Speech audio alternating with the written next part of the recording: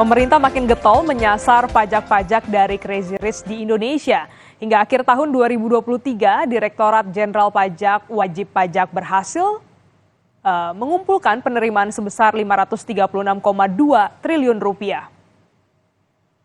Realisasi penerimaan dari para wajib pajak jumbo ini setara dengan 101,75% dari target dan tumbuh 11,09% dibanding tahun sebelumnya. Namun, jika dibandingkan dengan keseluruhan penerimaan pajak, wajib pajak besar ini hanya berkontribusi 28,15% saja terhadap total penerimaan pajak nasional. Penerimaan pajak nasional tahun lalu mencapai 1.869,2 triliun rupiah. Kantor wilayah DJP wajib pajak besar hanya mengelola jenis pajak penghasilan dan pajak pertambahan nilai dari para Crazy Rich.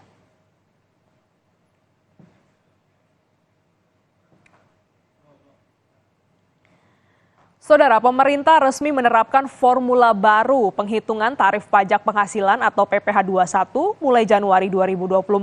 Apakah ini akan mengubah besaran pajak untuk para pekerja yang dibebankan pasal PPh 21? Jurnalis Kompas TV Renata Panggalo akan mengulasnya. Selamat pagi Renata, jadi bagaimana formulasi baru ini terkait dengan PPh 21? Ya, selamat pagi Glenis dan juga saudara. Per tanggal 1 Januari 2024 ini pemerintah memang sudah memutuskan untuk menggunakan skema terbaru untuk menghitung pajak penghasilan atau PPh 21 yang dimana nantinya ini akan menggunakan metode tarif efektif rata-rata.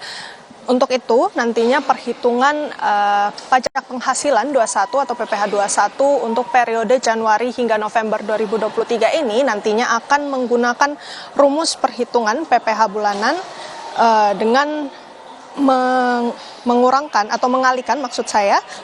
penghasilan bruto sebulan ini nantinya akan dikalikan dengan tarif efektif bulanan. Sementara, Glenis dan juga saudara, untuk PPh bulanan pada periode Desember 2023 ini nantinya akan menggunakan rumusan yang lama. Selain itu, Ditjen Pajak juga sudah menegaskan bahwa untuk penggunaan skema atau metode baru ini nantinya tidak akan menambah beban pajak baru bagi para wajib pajak. Tadi juga saya sudah jelaskan, Glenis dan juga saudara, terkait dengan tarif efektif rata-rata. TER ini diklaim oleh pemerintah bisa menyederhanakan cara perhitungan sehingga wajib pajak ini bisa menghitung PPh-nya dengan lebih mudah. Kemudian juga dengan menghitung dengan formulasi TER ini diklaim bisa lebih sederhana karena nantinya ataupun pemerintah ini sudah mengatur besaran tarif ini dengan lebih ajak dan membagikan TER ini dalam beberapa kategori atau 3 kategori, yakni kategori A, B, dan C. Rinciannya, nantinya pengelompokan tarif ini didasarkan pada besaran penghasilan tidak kena pajak atau PTKP pekerja sesuai status perkawinan dan jumlah tanggungannya. Untuk lebih rinci lagi, TER ini terbagi atas 3 kategori. Yang pertama, TER A, ini berlaku untuk pekerja yang tidak kawin dan tidak punya tanggungan, kemudian tidak kawin dan punya 1 tanggungan, serta kawin tetapi tidak punya tanggungan. Selain itu ada TER B, yang dimana ini berlaku untuk pekerja yang tidak kawin tetapi punya 2-3 tanggungan, kemudian pekerja yang kawin dan punya 1 hingga 2 tanggungan. Yang terakhir ada kategori TER C, yang dimana ini berlaku untuk pekerja yang kawin dan punya 3 tanggungan. Diketahui memang untuk TER ini berkisar dari 0% sampai 34%. Jadi tergantung penghasilan bulanan, status perkawinan, serta jumlah tanggungan pekerjanya.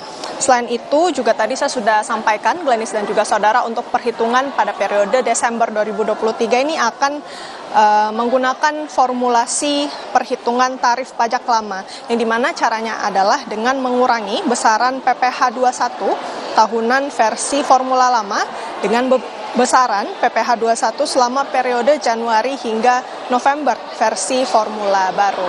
Glenis dan juga saudara, tentu dengan adanya skema baru ini juga mendapatkan respon dari sejumlah pihak. Kalau menurut pengamat sendiri, ini memang pada praktiknya masih banyak pekerja maupun perusahaan yang masih kebingungan untuk menghitung PPh 21 ini, yang dimana alasannya adalah karena sosialisasi yang dilakukan oleh pemerintah terkait dengan metode TER ini masih dinilai belum masif. Dan juga penjelasan yang diberikan ini kurang komprehensif. Salah satunya adalah karena ini berkaitan dengan imbalan kepada pekerja, bukan pegawai, termasuk tenaga ahli, yang dimana dalam peraturan pemerintah yang mengatur yakni PP nomor 58/2023 ini tidak dijelaskan secara rinci. Glenis. Jadi perhatian juga bagaimana skema baru ini perlu lagi ada penjelasan lebih lanjut untuk para karyawan dan juga pekerja. Terima kasih Renata Panggalo atas laporan Anda. Dan saudara, selanjutnya Sapa Indonesia Pagi akan kembali dengan informasi